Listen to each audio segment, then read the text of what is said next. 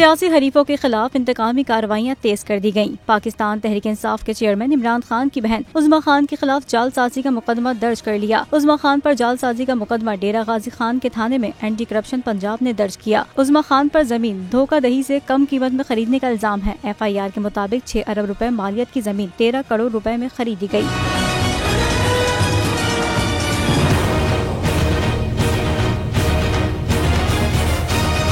इमरान खान की बहन उज़्मा खान और उनके शौहर अहद खान ने उस्मान बुज़दार के साथ मिलकर 500 कनाल अराजी पर कब्जा हासिल किया। मुतासरीन ने मुकदमे के इंदिराज के लिए मुताल्लिका थाने में दरख्वास्तें दे रखी थी। उज़्मा खान पर इल्जाम आयद किया गया है कि उन्होंने एशियन डेवलपमेंट बैंक के ऐलान के बाद ग्रेटर थल कैनाल के नाम से अरबों की जमीन कौड़ियों के भाव खरीदी।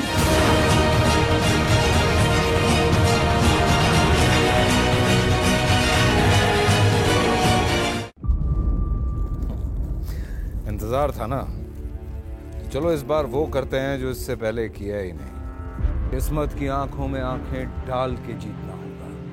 सब में शेर जैसी रहा, जर्रा जर्रा भी हर कंटेस्टेंट को लगेगा पहाड़।